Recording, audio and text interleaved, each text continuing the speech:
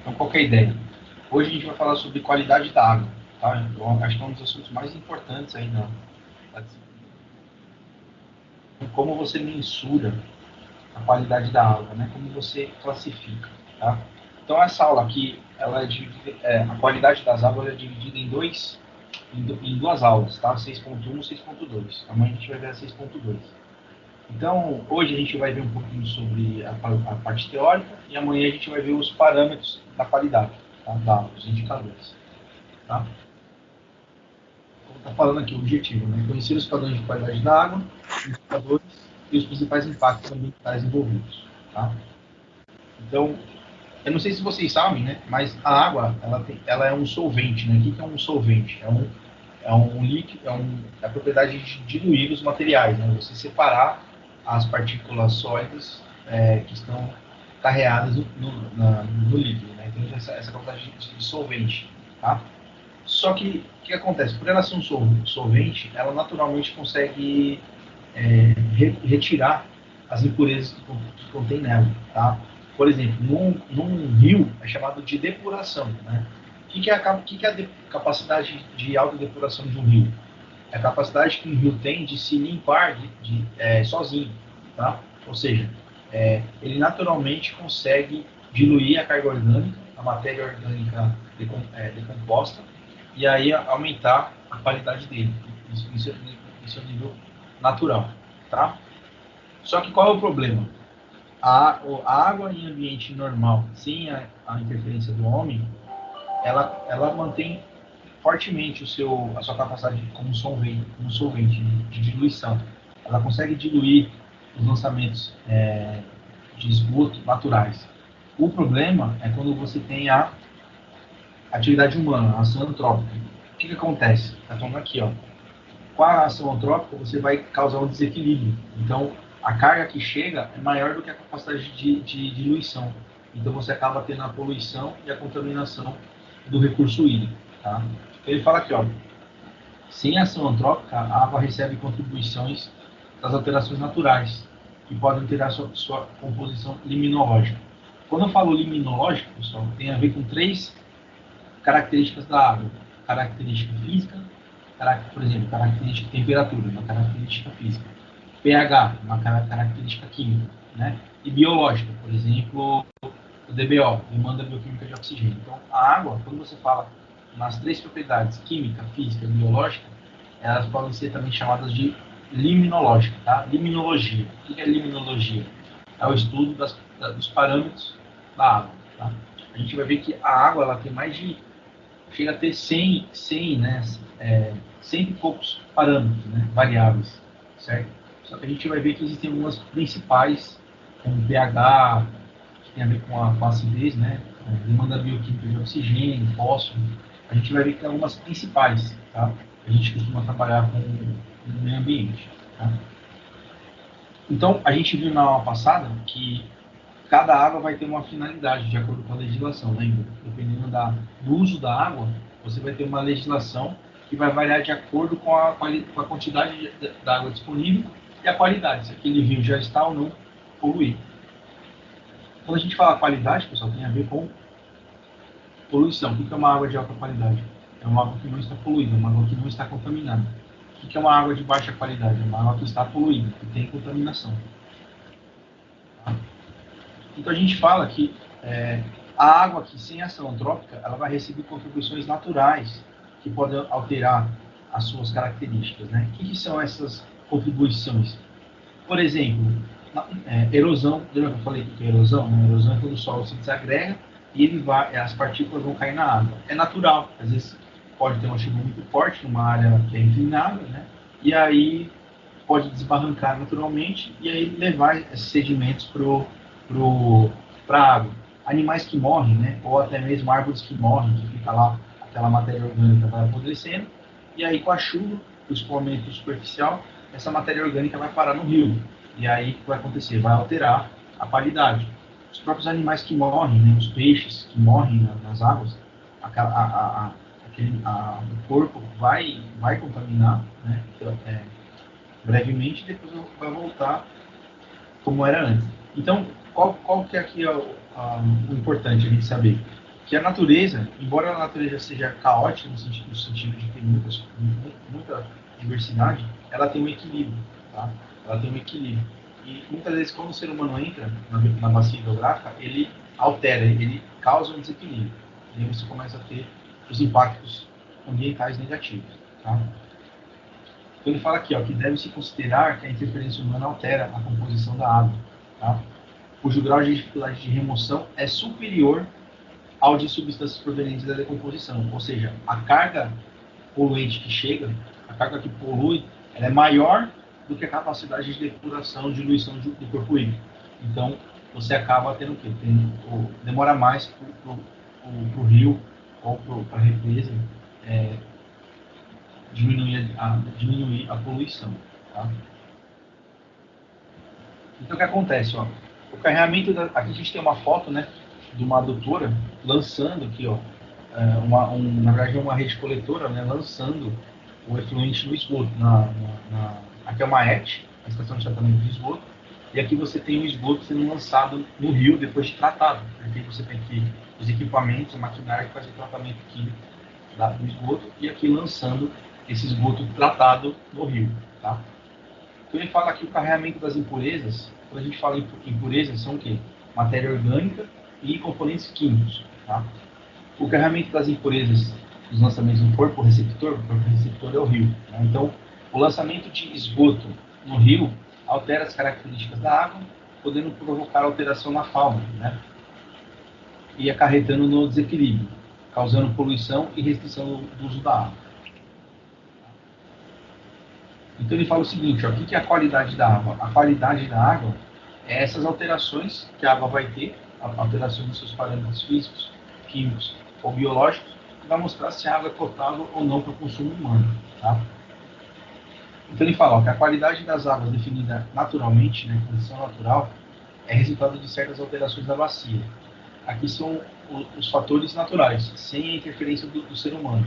Escoamento superficial, água da chuva, infiltração no solo, né, a água que o solo absorve, contribuição das precipitações atmosféricas, né, pode ser chuva, ou em forma líquida, ou também granizo, granizo, tá? E também aqui as contribuições orgânicas, que seriam o quê? Que seriam o quê? A matéria em decomposição dos animais e da vegetação, tá? Então tudo isso vai alterar a qualidade da água. Só que, como eu falei, ela mantém um equilíbrio. Ela altera, depois ela volta. Tá? Então, no Brasil, né, por causa do Brasil ser muito grande, a gente não vai ter uma rede de monitoramento que contemple o país inteiro, né, todos os estados.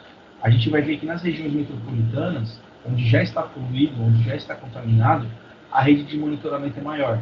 Agora, quando você vai para o interior, ou para lugares que ainda não chegou a urbanização, esses lugares raramente vão ter postos de monitoramento. Tá?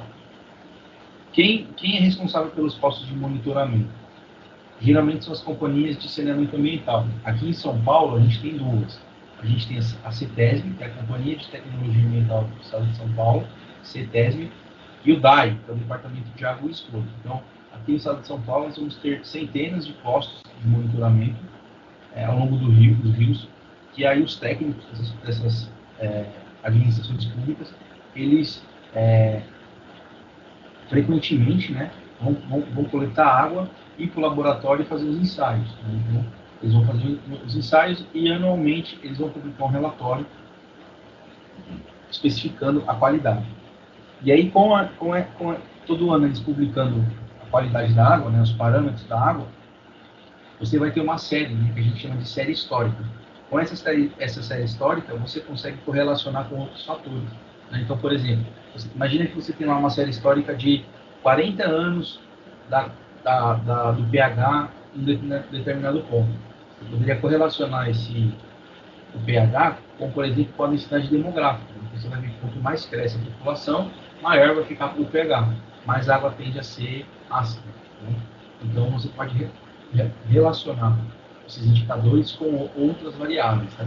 Por exemplo, distribuição de renda, que mais? nível de educação, os indicadores sociais. Tá? Você tem uma rede ausente, né, carente de monitoramento, o que acontece? Você pode comprometer o controle. Porque às vezes você pode ter uma área que você acha que tá protegida, que a água tem qualidade, mas na verdade ali se instalou de forma clandestina uma empresa, uma indústria, que está lançando efluente no rio, e essa água está sendo contaminada e a gestão pública está achando que a água tá boa. Ou às vezes pode ter ali uma comunidade, isso é muito comum na área de mananciais, né? Se instala ali uma comunidade na área de manancial e aí começa a poluir, tem esgoto, começa a poluir a nascente. Então a gente fala que os postos de monitoramento da água pode ser das águas superficiais, né, que são as águas que estão na superfície, como rios, lagoas, tanto água corrente como água parada, né, represas, e também águas subterrâneas. Então, em relação à qualidade das águas subterrâneas, não existe uma rede de monitoramento nacional.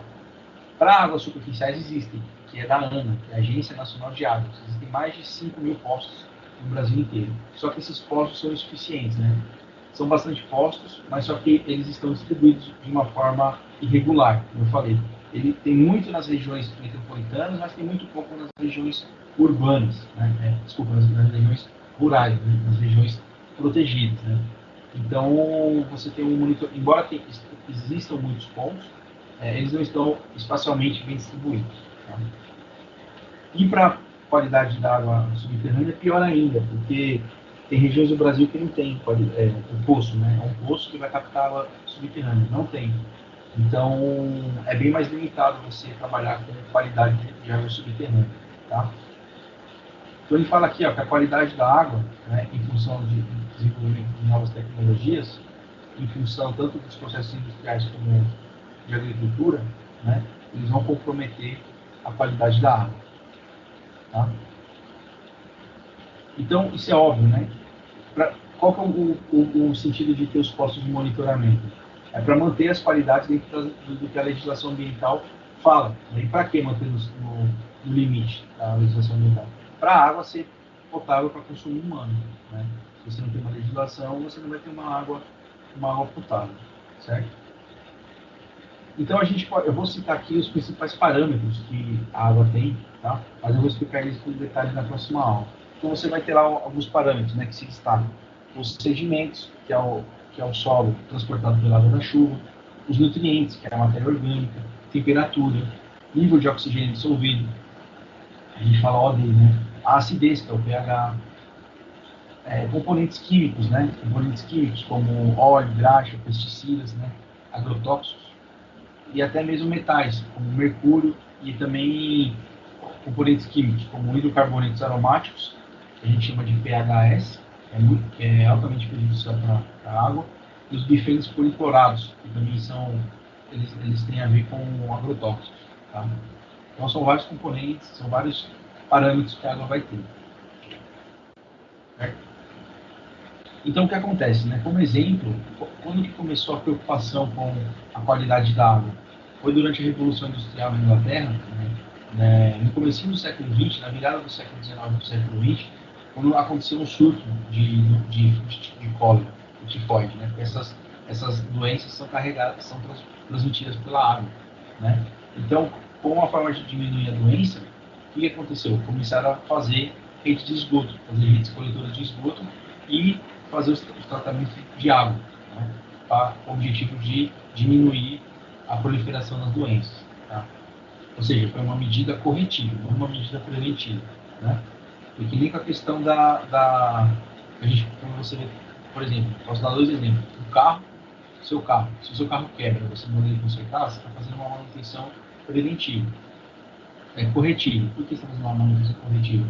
Porque, sei lá, você não trocou o óleo ou não trocou uma peça que deveria ser trocada no período certo. Essa peça ou esse óleo que deveria ser trocado no período certo é chamada de manutenção preventiva. Tá? Então, é um exemplo. Tá? Então, o que acontece? Tudo foi feito a caráter corretivo, não preventivo. Né? Assim, estava pegando fogo, o problema estava muito grave, então É que nem agora, né? O Dória querer fazer o lockdown. Tudo bem, a gente tem. Ele está errado, mas também a população tem uma parcela de culpa, né? Porque tem muita gente que não usa máscara, que contribui para proliferar o vírus, né? Para carregar o vírus, agir como vetor. Então é uma medida que acaba sendo. Não deixa de ser corretiva. Né? Aconteceu? Com essas medidas de instalação de águas de instalação de rede de esgoto e abastecimento de água, né, tratamento de água, as doenças transmitidas por água, né, que a gente chama de doenças de veiculação hídrica, né, veiculação, veículo, elas diminuíram bastante no começo do século XX, né, e deixaram de ser um problema sério de saúde pública por causa disso. Então aí o que aconteceu? Aí a gente teve um outro problema, né, durante a década de 40, que foi o quê? Que foi a época da produção em massa, né, a época da produção dos carros, né, o Fordismo, o Taylorismo, que é o quê? Que é a produção em massa, né, você produzir o máximo possível de produto sem se preocupar com o meio ambiente. Então isso começou o quê? Começou a ter muito problema de efluentes industriais. Né? Então, se no começo do século XX o problema era as doenças diminuíram, só que aí a poluição ficou maior.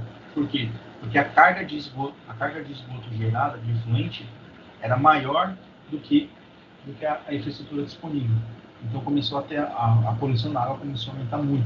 A água começou a ficar muito contaminada. Então aqui, ó, a gente tem uma tabela que fala o seguinte, ó. A tabela a seguir mostra a relação entre a atividade humana para o setor econômico e as consequências dessas atividades que causam impactos no ecossistema. Então, por exemplo, você tem aqui, ó, as ações antrópicas e quais são os impactos ambientais que elas podem causar. Então, por exemplo, o setor da agricultura, que impacto pode causar no meio ambiente? Sedimentação, eutrofização, eu vou explicar o que é isso daqui a pouco. Poluição térmica, contaminação por micro-organismos, salinização, aumento de sais, contaminação de metais pesados. Olha a indústria, pessoal. Olha como a indústria polui, uma das que mais polui. Sedimentação, acidificação, oxigênio dissolvido, é menor. Então é um dos setores que mais causam impactos ambientais negativos. Tá? Por incrível que pareça, né, uma das que menos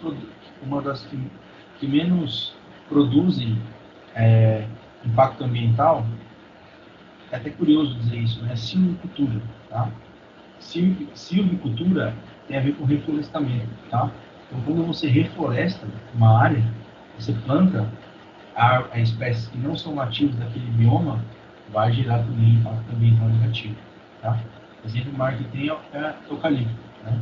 O eucalipto cresce muito rápido, mas já é comprovado cientificamente que onde você coloca eucalipto, a biodiversidade ali cai muito. E a erosão tende a ser maior também. Né? Então, quando a gente fala assim, silvicultura tem a ver com reflorestamento. Tá?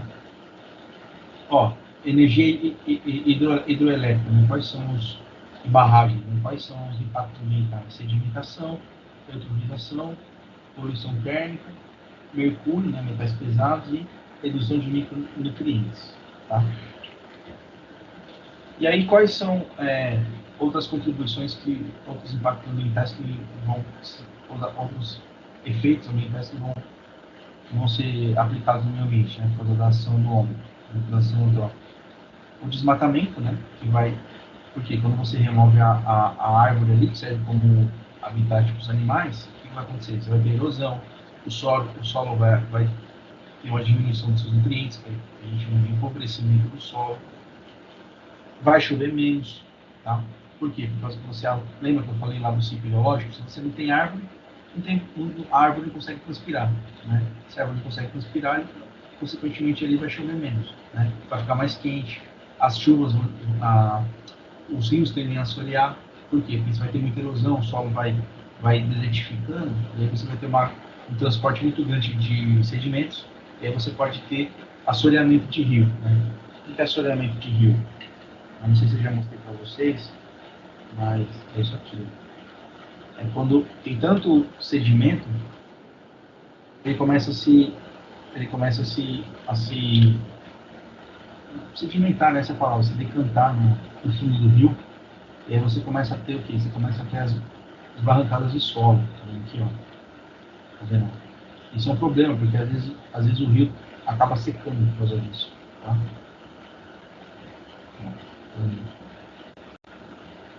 Isso é chamado de assoreamento.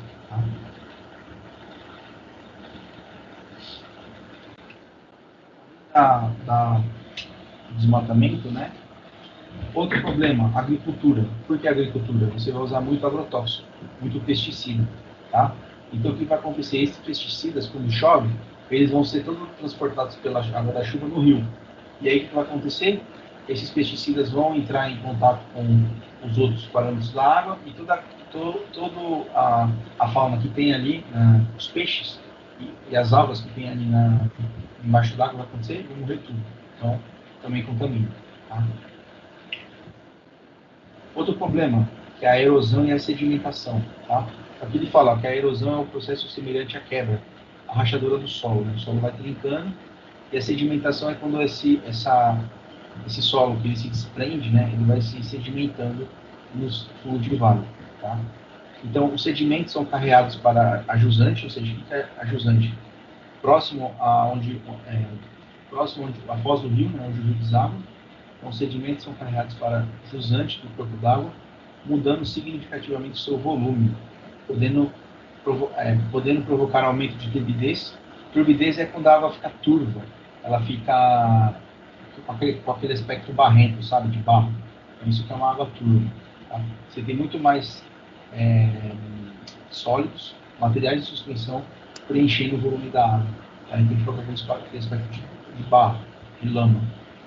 Diminuição de oxigênio, proliferação de águas e mortandade, né, morte dos peixes.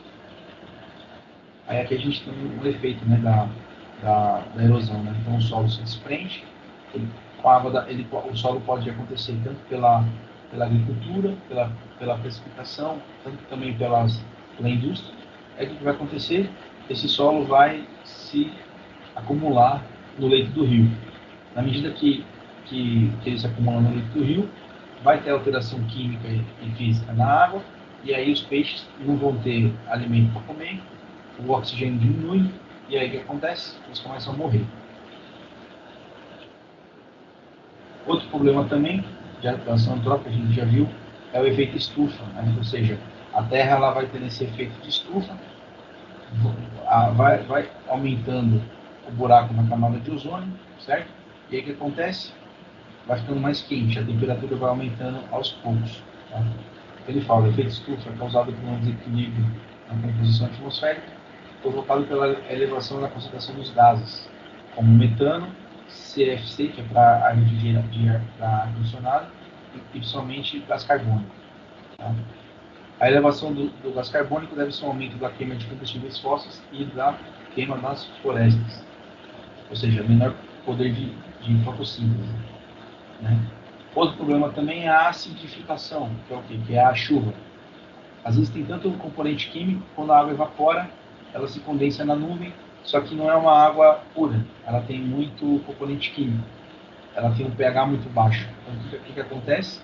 Quando essa água cai, ela começa a derreter a longo prazo os elementos artificiais, como esculturas, os elementos naturais também, né?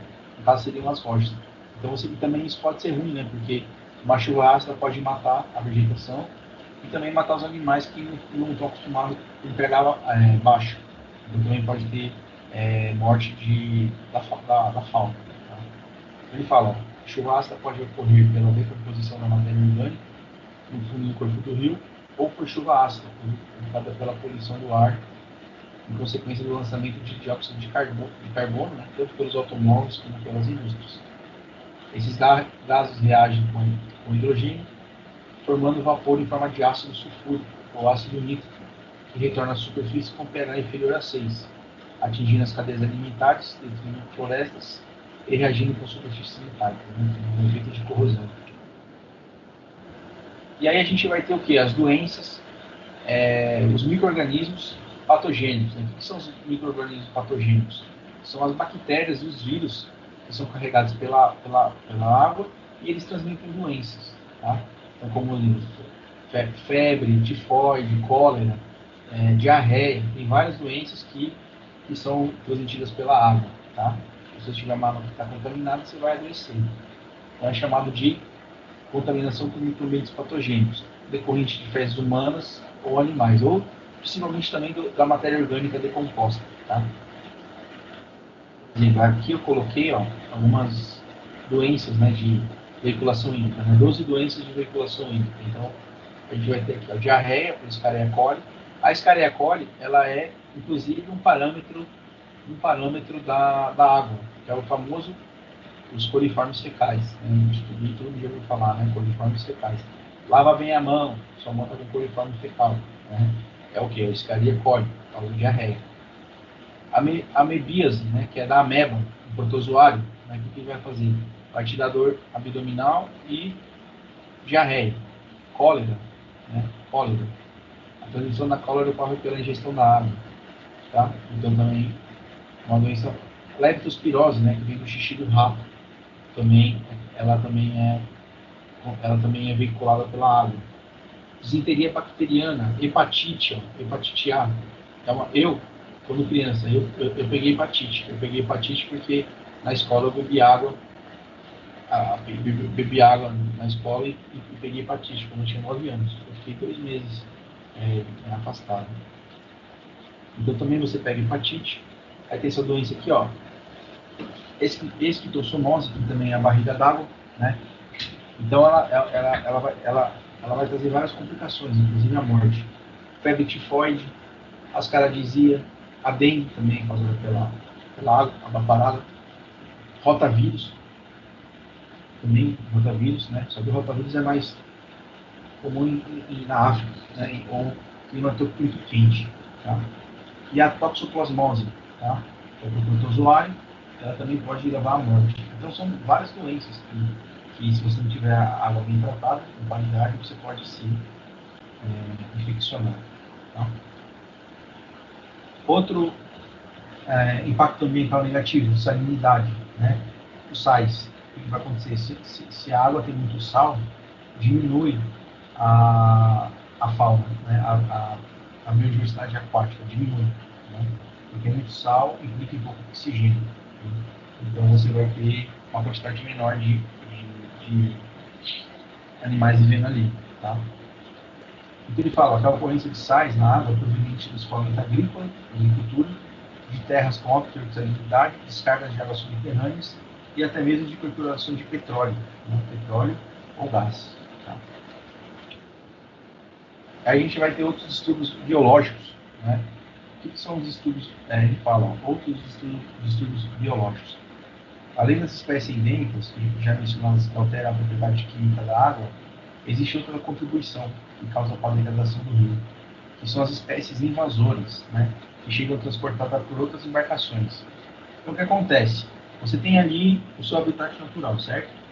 Ali as espécies convivem de forma, elas coabitam, né, coexistem de forma solidária, né? Uma come a outra, tem cadeia alimentar, só que elas coexistem. O que acontece? Chega uma espécie de fora, né? Essa espécie de fora ela vai dominar o ambiente, o habitat. O que vai acontecer?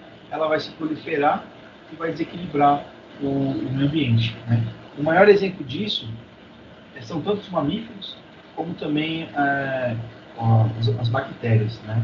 Então, por exemplo, o eucalipto, por exemplo. O eucalipto é um exemplo. O eucalipto ele não é uma árvore, né? Uma vegetação nativa. Né? A gente fala nativa que é ali do bioma, não é nativa da Mata Atlântica.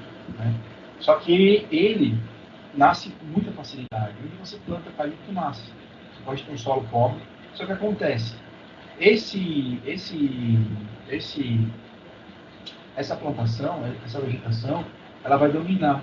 Então as outras espécies que iam fazer a semeadura, né, pela semente, vai deixar de existir. Então o eucalipto ele se prolifera e aí ele traz todo esse problema de diminuição, né, porque os outros animais que existiam em função das outras árvores vão deixar de existir ali por causa do eucalipto. Né. Outro exemplo também por exemplo, Sagui, não sei se vocês conhecem o sagui. O sagui, ele não é também nativo de Mata Atlântica, só que ele infestiou a região aqui de São Paulo. Por quê? Porque como ele não tem predador, ele se reproduz com muita facilidade. Né? Então hoje o sagui é uma espécie dominante, mas é invasor. Ele não é.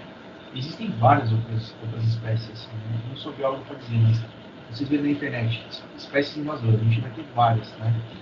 E aí, em relação à água, a gente vai ter o quê? A gente vai ter algumas que alguns crustáceos, né, que vão ter problema, que é o chamado mexilhão, né, os mexilhões. Então, basicamente, são 3 mexilhões que eles têm um problema muito ruim, que é o quê? Esse mexilhão, ele se incrusta, ele se agarra no casco do navio, nas tubulações, e o que acontece? Começa a dar problema, ele começa a destruir a passagem da água. Né? Então, como exemplo, você tem o mexilhão zebra, o mexilhão pava e o mexilhão dourado. O mexilhão dourado ele vem da China, né? Da China ou do Oriente Médio. E como ele não tem predador, ele se prolifera aos montes, né? Então, não tem quem vai caçar ele. Então o que acontece? Mas tem esses problemas aqui, ó, tá vendo? Eles começam a se incrustar nos componentes dos navios, aí começa, onde era para passar água o ar, começa a dar problema, né? Olha essa foto aqui, ó, da tubulação. O cara abriu a tubulação do navio, ó. Olha quanto de mexilhão sai. Né? Então, o mexilhão dourado é terrível. Né? É terrível. Ele dominou a costa do Brasil, né, litorânea do Brasil, e hoje é uma praga. Ele é uma praga. E aí a gente vai chegar em relação às algas, que é a eutrofização. Né? Eutrofização tem a ver de eutrófico. Então, o que é eutrofização? É quando tem muita carga orgânica na água, certo? Muita carga orgânica. As algas, elas se reproduzem com muita facilidade na água. Então, o que vai acontecer? Ela vai ficar com esse aspecto verde aqui, ó. Não sei se vocês já repararam isso, quando você passa numa represa, fica com esse aspecto verde, né? Essa lama verde. Isso daí é o quê? É as algas que se proliferam muito rapidamente e alteram a água, né? Ele fala, ó, a eutrofização é causada quando os níveis de cargas de nutrientes provenientes de lançamento de esgoto de esgoto doméstico e indústria atingem altos níveis, né? Então o que acontece, ó, nessas condições diminui o oxigênio e o excesso de floração de águas, né? As águas crescem mais do que elas deveriam, prejudicando a qualidade da água para abastecimento e desenvolvimento de plantas flutuantes. Né? Então vejam, quando você vê uma água assim, ó, parece que tá bom, né? Pelo contrário, é péssimo. Quando você vê água verde, né, esse aspecto de lodo ali verde, quer dizer que a água está com muita alga. E esse excesso de água vai diminuir o oxigênio e toda a vida aquática ali que tem morre. Entendeu? Então é péssimo. Tá? Falando de eutrofização. Tá? Então ele fala, o que é eutrofização, né? As águas, né, elas vão consumir o oxigênio que tem, e o oxigênio que era para o peixe, coitado do peixinho, ele morre. Né? E da onde vem esse excesso de algas? Né? Vem do nitrogênio e do fósforo. O nitrogênio e o fósforo, eles vêm tanto da agricultura, do pesticida, do agrotóxico, como também do esgoto não tratado. Né? Então, o que vai acontecer? A alga, ela vai fazer o quê? Ela vai consumir tanto o nitrogênio e o fósforo, aí ela vai crescer mais. Ela crescendo mais, ao mesmo tempo que ela diminui a carga de nitrogênio e fósforo, que é um poluente, ela também vai, como ela está crescendo mais, ela vai consumir mais oxigênio. Então ela vai crescer, vai ter uma multiplicação abusiva, e o que vai acontecer? O oxigênio absorvido diminui. O oxigênio diminuindo, o que acontece com a vida aquática? Morre. Tá? Então isso é chamado de eutrofização. Né? O que é eutrofização? É uma alta carga de nutrientes. Tá? Esses nutrientes diminuem a qualidade da água. Tá? Então ele fala aqui, ó, a tabela a seguir, ela mostra a dinâmica das represas e lagos quanto à alteração do nível trófico, de menos poluído a mais poluído. Então, um lago, um rio que tem pouca eutrofização, ele é chamado de oligotrófico. Oligotrófico, ou seja, os nutrientes, as águas estão em equilíbrio. Eutrófico é quando tem muita água e muito consumo de oxigênio. Tá? Então ele fala, a maior parte da matéria orgânica em decomposição se deposita no fundo da água e no sedimento, onde falta oxigênio, favorecendo a decomposição anaeróbica. Lembrando que a decomposição anaeróbica é que não precisa de oxigênio. Né? Aeróbio tem a ver com oxigênio, relacionado ao oxigênio. Anaeróbio tem a ver, não está relacionado com oxigênio. Então a decomposição anaeróbia forma gás metânico e sulfídrico, com diminuição de pH, gerando acidez. Então aqui você tem uma tabela da classe de trofia. Ultra oligotrófico é o que? É a melhor posição possível. É quando tem pouca carga de nutrientes, né? Poucas águas. E o hiperotrófico é o pior cenário. Né? Então você vai ter ali, ó, biomassa. Quando está a biomassa no mesotrófico, que é o médio, ela está médio. Agora, por exemplo, ó, a biomassa, quando está muito eutrófico, a biomassa é muito alta. Por que muito alta? Muita alga, né? A biomassa tem a ver com as algas. Né? Quando está ultraoligotrófico, o que fica ultraoligotrófico? Tem muito oxigênio. Se tem muito oxigênio, você vai ter pouca alga. Tá? Aí você vai ter aqui, ó, dinâmica de oxigênio na camada inferior. Você vai ter para os níveis. Prejuízo aos usos múltiplos, né? Olha só, quando você tá em equilíbrio, o uso múltiplo é variável. Agora, quando você está, por exemplo, quando tem muita alga, o prejuízo é alto, né? Quando está hiperotrófico, está muito alto. E a gente vai ver na próxima aula que existe um índice, que é o índice IEA, se não me engano, que é o índice de eutrofização da água. Ele é um índice que ele mede só especificamente a eutrofização. Tá? E para fechar, né, a gente conclui que a alteração desses parâmetros eles vão alterar a qualidade da água, limitando o consumo para consumo humano e também provocando a extinção da fauna aquática. Né? Lembra que eu falei? Embora a água seja um solvente universal, ela tem a capacidade de se autolimpar, né, depuração, ela não consegue diluir todo o lançamento de efluente por causa da atividade humana. E no próximo capítulo a gente vai ver os principais parâmetros da água e os seus indicadores. Tá? Certo? É isso que eu queria mostrar para vocês. Vocês têm alguma dúvida, querem fazer alguma pergunta?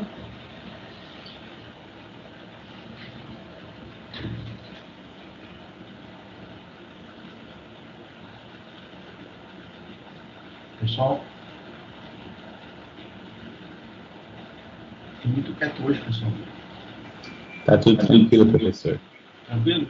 Então, beleza, tá? Na próxima aula, a próxima aula vai ser legal, que eu vou falar dos indicadores e a gente começa a fazer uma aula prática, fazer uns mapas de qualidade da água.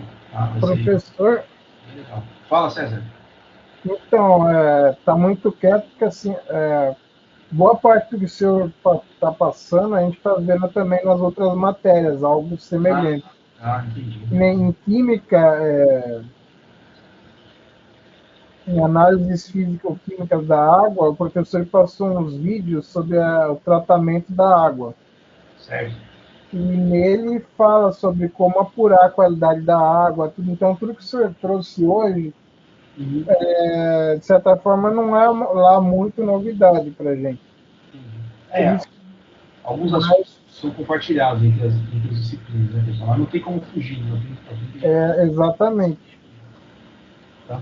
Mas isso que eu faço, o diferencial meu é fazer os mapeamentos. Né? A gente pode pegar os indicadores e mapear. Tá? Certo, pessoal?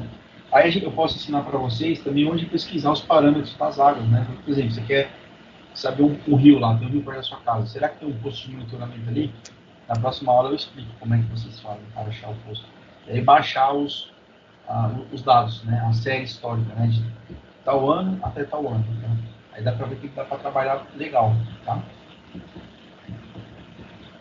Beleza, pessoal? Tudo bem? Então a gente encerra por aqui, tá? Aí se alguém tiver alguma dúvida, me procura no chat, tá bom? Vou encerrar aqui.